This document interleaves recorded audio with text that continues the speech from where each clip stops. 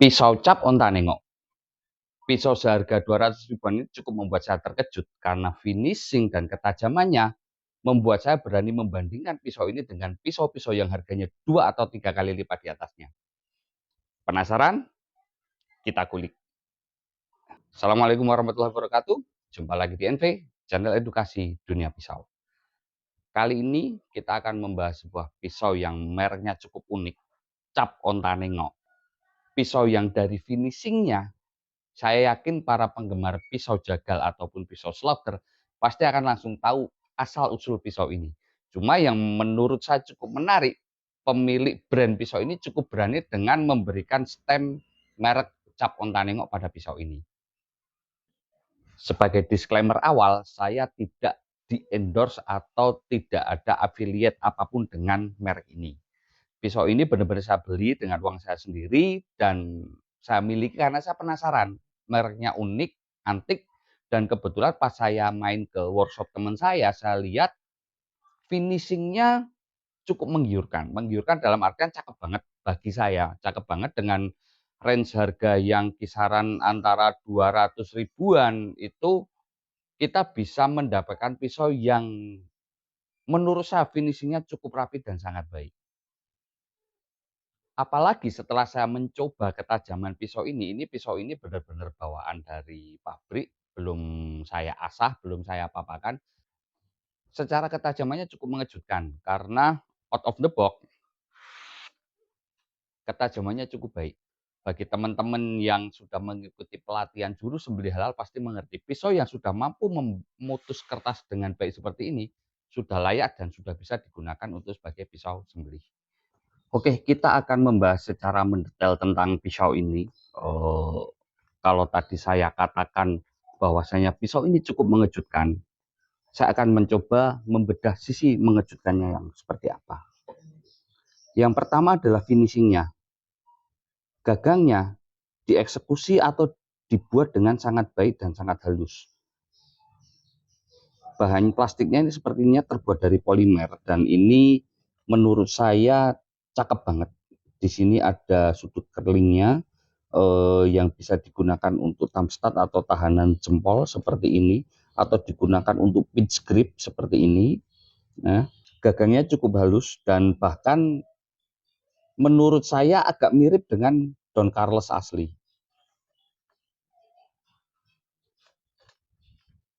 Seperti ini. Nanti kita akan bandingkan.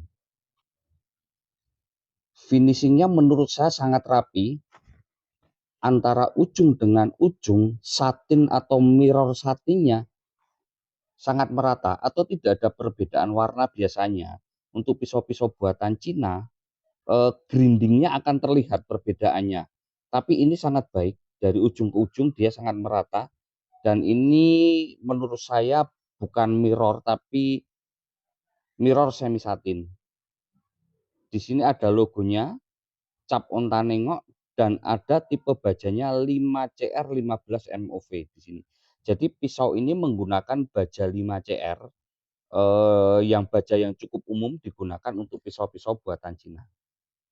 Secara ergonomi pisau ini cukup nyaman digenggam. Panjang pisau 20 cm ini sangat cocok untuk digunakan gaya tarik untuk para jagal yang suka memotong dengan gaya tarik. Gripnya cukup lumayan pas, ya kita ukur dimensinya. Panjang bilah 20 cm, panjang gagang kurang lebih 14 cm. Lebar bilah pangkal 4 cm, lebar bilah ujung 2 cm. Jadi dari ujung drop point menuju pangkal ada perbedaan lebar sebesar 2 cm. Jadi menukik ke sini. Lebar gagang 3 cm. Di sini 2,5, di sini 2,5. Ketebalan gagang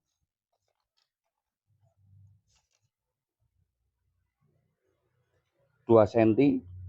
Sekarang kita ukur ketebalan bilah.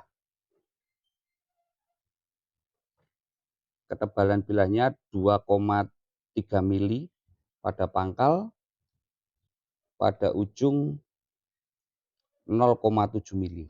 Jadi bentuknya taper atau dari pangkal ke ujung dia menipis. Ini adalah asahan pabrik atau asahan bawaan yang sama sekali belum saya apa-apakan.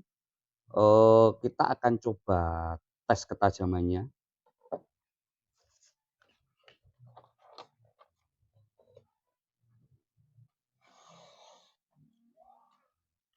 Cukup halus, cukup baik.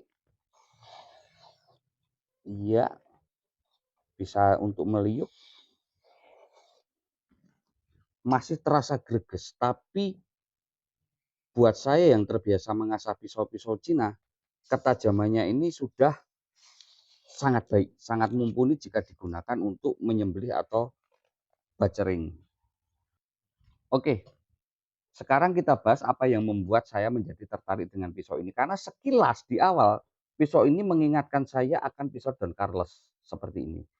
Pisau Don Carlos ini adalah pisau saya yang sudah saya gunakan untuk menyembelih bertahun-tahun, dan sudah beberapa kali juga saya asah ulang. Nah, ini adalah pisau cap unta nengok. Sekilas karakter gagangnya mirip.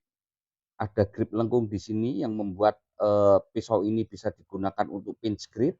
Hanya yang berbeda lengkungan atasnya Don Carlos lebih tegas, ini agak halus. Terus kemudian karakter bilahnya Don Carlos lebih tipis, lebih kecil, lebih agresif. Ini dia lebih besar atau lebih gendut. Tapi secara konstruksi ini mirip-mirip. Ya, bisa dilihat gagangnya yang cap unta nengok sedikit lebih panjang daripada yang Don Carlos. Titik grip di sini menjadi perbandingan saya, di mana lengkungnya cap unta nengok sedikit agak mundur dibanding lengkungnya dari Don Carlos. Secara ketebalan gagang mirip, meskipun cap unta nengok sedikit agak lebih gemuk dibanding gagangnya Don Carlos. Ketebalan juga hampir sama, ya. Karakternya juga sama, taper, menipis di ujung.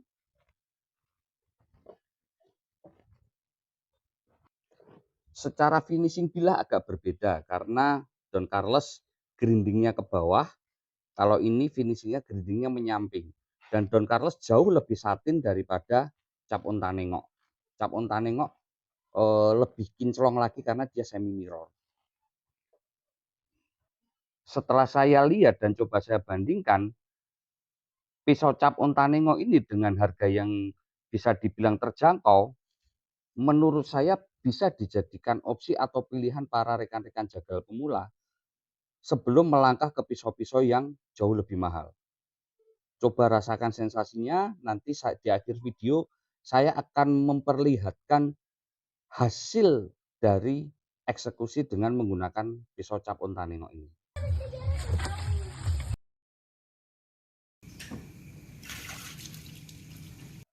Oke, bagaimana rekan-rekan? Setelah sekilas melihat bagaimana review pisau ini, kalau menurut saya pisau ini adalah pisau yang layak untuk dibeli. Finishingnya bagus, ketajamannya bagus, kita mendapatkan lebih dari apa yang kita bayarkan untuk pisau ini. Oke rekan-rekan, demikian review singkat tentang pisau cap unta nengok yang berwarna hijau. Di video selanjutnya kita akan membahas pisau yang berwarna kuning dan berwarna hitam. Jangan lupa tekan tombol subscribe, nyalakan loncengnya. Terima kasih. Assalamualaikum warahmatullahi wabarakatuh.